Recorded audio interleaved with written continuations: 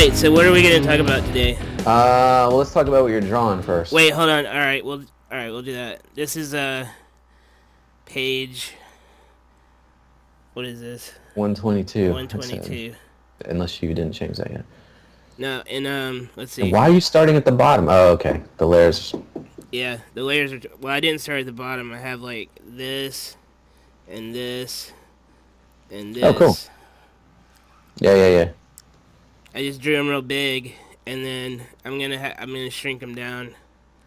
Probably while we're doing this podcast. Cool. Good. It's good. And let's get a report on the Robert Johnson. All right, so this is the update to the ongoing Robert Johnson, which the last two podcasts have been showing. That looks really nice. Yeah, I like it. That looks really nice, actually. Really, really nice. Thanks. The moonlight scene there, awesome. Thanks. Yeah, man. Yeah. Fantastic. It's coming along. Cool, all right. So, soon we'll be done? Soon we'll be done, and then we'll put it on the website. Yeah. And awesome. We'll probably tell you about that podcast again. All right. With the picture. Yep. All right, so back to this. So what are we talking about today? I believe you had proposed we talk about the huge secret fire of Universal Music, BMG's music group master tapes, which was kept a secret over 10 years ago and kind of leaked out, right? Yeah. So I had no idea about it until you mentioned it last week. And how did you find out? Hundreds of master tapes destroyed. I mean, we're talking classic albums, or classic tracks from Louis Armstrong, Count Basie, Aretha Franklin, as well as like modern acts like Nirvana, Eminem, Snoop Dogg, and Soundgarden. I mean, and maybe even REM. How can that happen? Negligence. Okay, so did you do some research into how it actually happened? Because I just looked at the upper facts, but... Oh, did you read the New York Times article? No. That was the main article that exposed it. Well, okay, let's see. So you kind of know the backstory of how it happened? Yeah, basically they were doing some construction, and I think that this is Universal in California, not the one in Florida. And they were doing some construction where they had to like melt or they had to melt some steel or something to because they were building. I don't know what they were building. They had to melt some steel, and then they sat and waited for it to cool down for the required amount of time. Well, yeah. I don't know if they sat, but they stayed there and waited for it to cool. And they're like, okay, well, it's cool, nothing's going on. So they left, and then... Gosh. And then... they didn't smell anything funny? No. And then, like, an hour later, the warehouse, which had all these films and... Oh, films, too. Films and... Yeah, films and master recordings. And okay, what is it? What is a master recording? Is that the reel-to-reel? That would be the. I assume it's the reel-to-reel mix down. Well, it could be. It could also be like the 24 or track tapes. I'm not sure in what context they're talking here. It could very well be like the multi-track tapes of the sessions as well as the like 2-track mix downs. That's probably what it was, both types. I hadn't thought about that, so that makes it even worse. So when you say the tapes, is that like tapes like I used to buy at the store? Like no. Like giant reel-to-reels that went on machines, like if you've seen old Beatles documentaries or whatever, that carry multiple tracks on it of 12, 16, 24. They double those up with machines, so they have 48. Oh, I mean, like we're talking 2-inch thick tapes. so they play these reel to reels all at the same time, and that's how they Right. get all. That's how you record. You track on top of it. Like the Atomsplit one I have here is 2 inches thick. Here, from our tape days. So yeah, it's got, and that was a 16 track, I think. So it's got 16 little tracks across 2 inches of tape, and then they bounce. The producer bounces stuff back and forth. Wow. Okay. I didn't. I hadn't. I was in my head. I was thinking it was just like the final mix down tapes, but it's probably not. It's probably the master sessions. Yeah, it's the So master sessions. gosh, you're talking. That's pretty huge. Yeah, they said that you'll never be able to remaster these recordings for new formats. Right. A remix. See, well, I was going to ask the question, does it matter? Because everything's they've digitized everything, but that was before just now when I realized it does matter. Yeah, it apparently does matter because that's what I was thinking was, well, if it's all on the computer, who cares, right? But Right. according to this article, okay, well, Huh. anyway, let's go back to so they were working and then they they left, and then the warehouse with the tapes, the master tapes and reel to reels or what, and movies and stuff caught on fire. And Universal has their own fire brigade, but it took Universal's fire brigade and some of the state or town city fire brigade to put this fire out. Wow. And it was massive. I mean, so they've lost out. How did they cover that up? Well, they covered it up because nobody needed those masters because Nobody knew what was there, yeah, maybe. because nobody yeah they didn't. Well, the article was saying they don't care. The record companies don't care about the masters because um They never made their money. yeah, they're not making money. They're just costing them money because they have to store them. They only make money when a new format comes out. Because Right. this is one thing I learned that I didn't know. This one thing that I thought was really interesting was okay, so the original recording technology is more advanced than the playback technology, according to the article. More advanced than the playback technology then? Yes, that's probably what you mean. Um, Okay. well, no, I don't know about then because I think the article was saying then and now because So there's more magic captured on those tapes than could be played back then or now, right, maybe. that's Yeah. according to the article. That's what he's saying. Wow. That's what some audio experts were saying Yeah. because let's see, yeah, the recording tech was better than um than the playback tech is still. According to the article, it's still that way, and because they cite this about Beatles Sergeant Pepper, Yeah. um, and he said that that was recorded in mono, Yeah. which apparently was the best thing going back then. Yeah. And then later, it was made for stereo. It was redone for stereo. Right. And then even later, 2 or 3 years ago, or I think it was 2017, the son of the original Yep. producer, George Martin's son. yeah, he came along and took the original master monos Yep. and made super awesome stereos. Right. So And as well as that Beatles remix Love that he did. Well, George Martin did that, I think, before he died, which was awesome as well, so which wouldn't have happened. So, yeah. so that means that like there was all that information on the Wow. master recordings that they couldn't get out at the time when they were making records or CDs, but then they finally Yeah. were able to get it out now. Wow, man.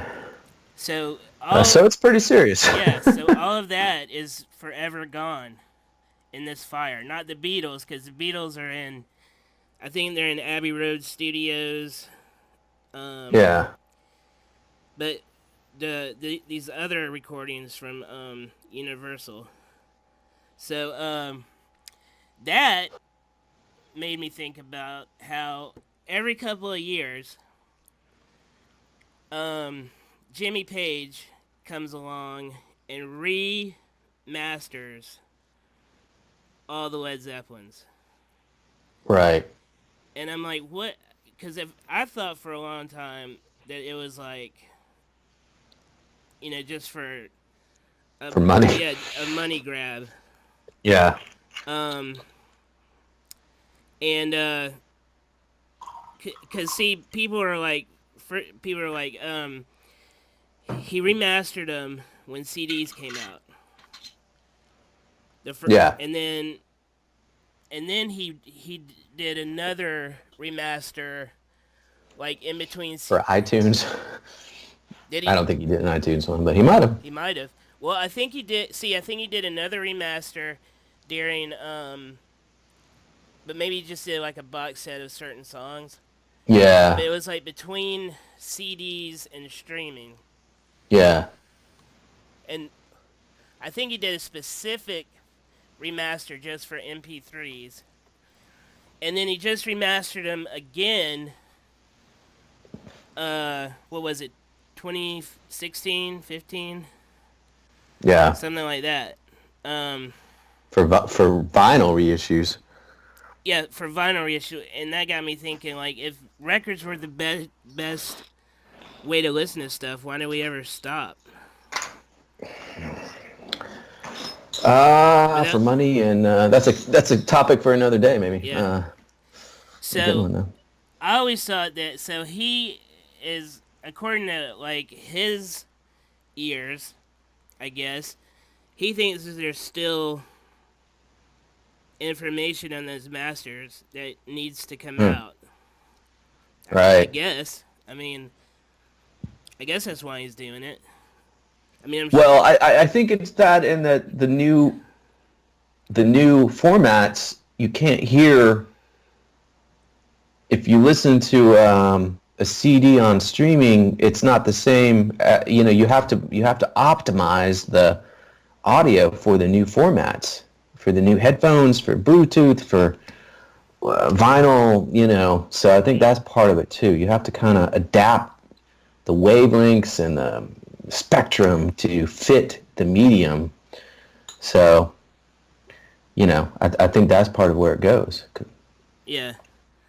So he's So it's a combo. so he's not if uh, he's doing it for money. I mean, but Well, yeah, you make money on it.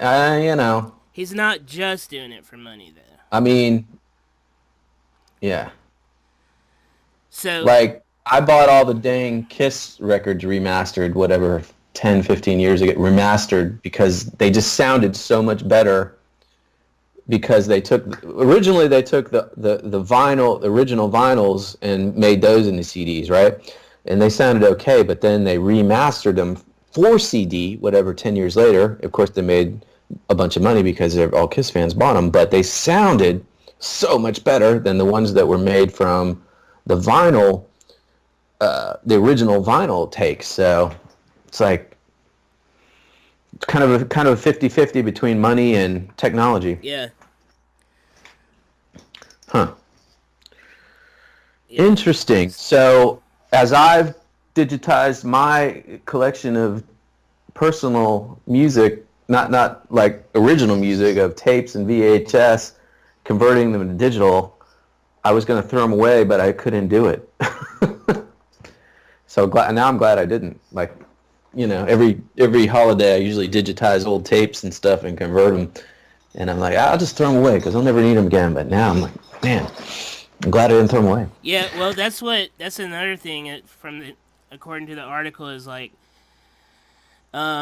these things are all over the place, and they usually like rent out warehouses, uh, like with other businesses there, and they said that they had some copies Mm-hmm. Yeah. in another location, but so at another not at let's see, at another location in New Jersey, Okay. there was a flood, and I don't know if it like hurt the copies, or if it was like a separate set of masters, different bands, but Oh. they had this kind of stuff happens all the time. Is basically what the article is saying, Right. and then they said so people have decided to start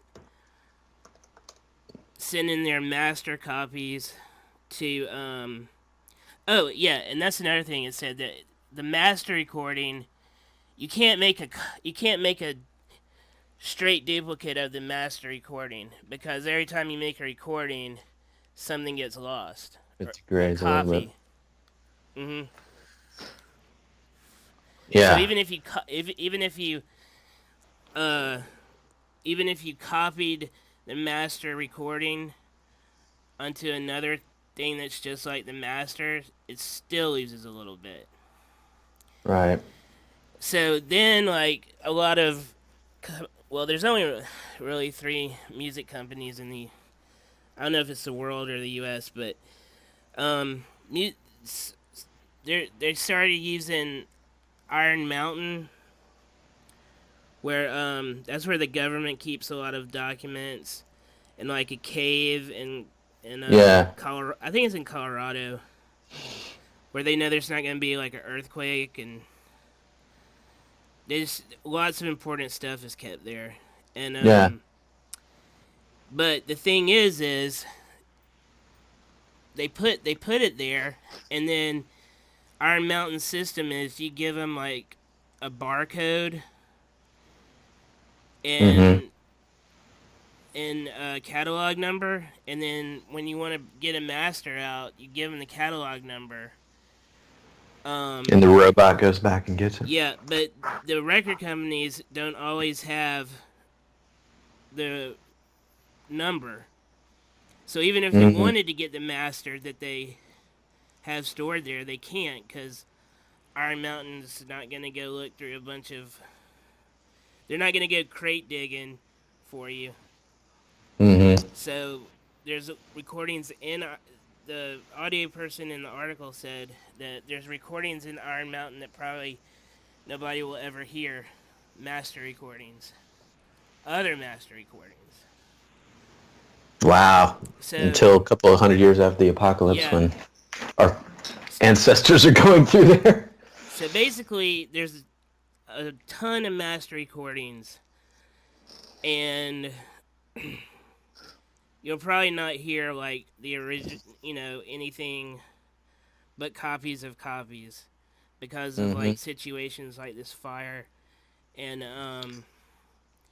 I forget the exact story, but when I was reading the Fleetwood Mac Rumors recording, uh-huh. the recording of that guy made a backup of all the 24 track tapes after every big session, and one time the tapes got ruined and he had to use the backup tapes, and they saved their butts on recording that album. So wow, makes sense. Yeah, that's what they said. They did that for some of these, uh, but they said that it takes up so much space you can't do it for all of them. Yeah. Huh. So let's see. Wow. The Eagles, Guns N' Roses, even Yeah, Les Paul, Nine Inch Nails, REM, Sonic Youth, Steely Dan, some of my favorites. Yeah, Tom that's Petty. what I was gonna ask you. So who were um I mean the whole thing is a tragedy, but what's the most tragic? Man, I don't know. That's a tough question. I mean, personally, probably Guns N' Roses. I Well, mean, I maybe Nine Inch Nails and Steely Dan. I don't know. How about you? um yeah, I mean Eagles. all of those I believe, yeah, Eagles, but even with the Eagles well, there, see, yeah, even with the Eagles, lots of those that you're naming are like modern. Yeah, yeah. The classics are heartbreaking as Yeah. well. Um so even they're modern and they'll be around. There's like good recordings of them that they can copy from Yeah, for a while. But but what got me sad was the entire chess collection. mm, Um that's all of the blues, like all of the big blues performers. Uh wow, yeah, Chuck Berry, Muddy Waters, Howlin' Wolf, they're all gone forever. Um dang. uh and then that Nirvana, they said, was just something that was labeled as session. So there could be new music, or not new, but there could be, I thought it was Nevermind. well, maybe I read it wrong, but Wow, there could be new. Well, even if it is it could be Nevermind, both. yeah, even if it is just Nevermind, there could be some like Nirvana songs that they didn't Yeah. use that we'll never know. Dang. So, All right. So what's the lesson here? I don't. I think. Trust your record label. Get your master tapes yourself. Well, Back up all everything. right. That was one question. All right. Like when we watched the Molly Crue movie, and the Molly Crue was like, "We want to get out of our contract and own all our songs." Yeah. Does that mean that they own all of the masters? Probably. Yeah. Probably. So people like that and Prince, um, But then, I mean, there that means it's up to them to protect them and keep them safe. yeah, So, when you're on your own, it's almost just as hard. yeah. I mean, you can't. You can hire somebody just like, because um this them being on the Universal lot was just because um that was a hired warehouse. Yeah. Uh, I mean, I think Universal might have owned the records at one time, but then they sold them off to different companies, or I can't remember all that. But basically, I mean, even if you are Nirvana, I mean not Nirvana, Guns and even if you are Motley Crue and own them, like you said, you have to keep up with them. If you hire somebody who says they can keep up with them, like a bank or something, um, Yeah. Iron Mountain, you still have to pay for that. Yeah. And even then, it's not 100% guarantee. Yeah. So Yeah, man. Crazy. yeah, Well, I mean, I was trying to think of it like, what if the Mona Lisa burned? Would it matter? Because we have, but I don't think it's the same thing. not You if know. not if like not if like you could get, like, every couple of years you could like get a closer look at the Mona Lisa and see something new. Right. It's like looking at the layers of paint and this brush strokes and all that. Yeah, Having the master tape of that. you can't. I mean, that's not how it works in visual art. Yeah. I didn't know that's how it worked in audio art Yeah. until I read that article. Cause when I first saw the headline, I was like, "Who cares?" I mean, we already have recordings of all this stuff. Yeah. But the fact that you can pull things out of something that's like 50 years old with new Yeah. technology, that's the point. Yeah. Wow. All right. Well, that brings us to tonight's audio, All right.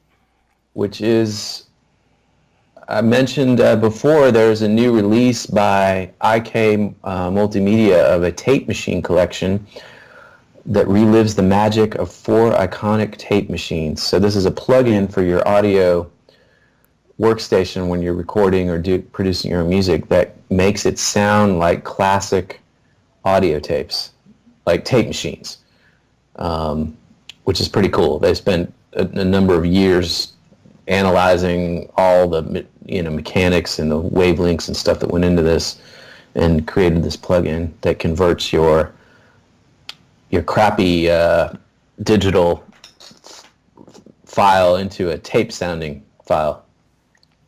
So that's pretty cool. Who is they? This company, IK Multimedia.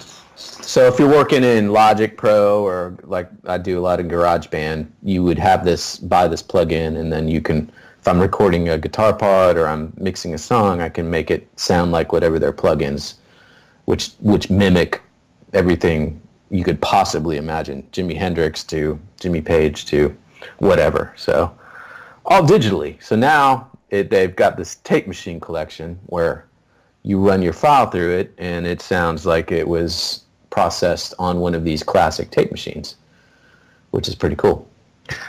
So I ran a file of Naked and Out There rock version instrumental through it, and that's what I'm going to play. All right. Well, first of all, here's what it sounds like, just the flat file mixed down instrumental. And I'll put this in the edit of the podcast. I don't know if you'll be able to hear it on the headphones here, but I'll just play a few minutes. So this is without the tape processing, just the straight MP3 mix down. I'll leave the volume the same.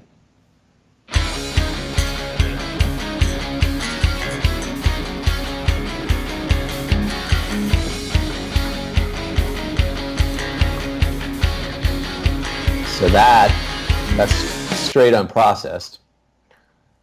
And this is running one of the IK Multimedia tape machines through it, and I'll let this roll while you draw. It should be louder.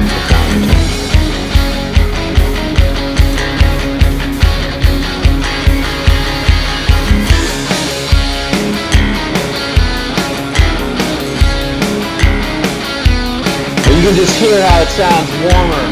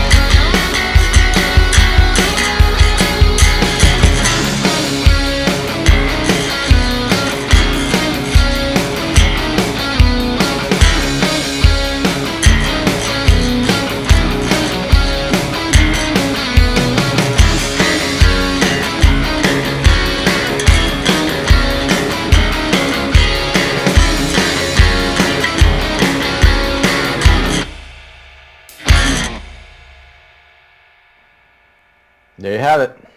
I didn't hear any of that. Are you serious? No, Oh shit! but Oh man, it's pretty awesome. but I'm Oh, gonna when the podcast comes out, I'm gonna listen to it. man, it's awesome. Dang. I didn't hear the old one or the new one.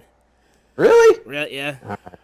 You know what? I played it in a browser. Maybe that's why. I should have played it in QuickTime. Okay. All right. Well, it sounded pretty good.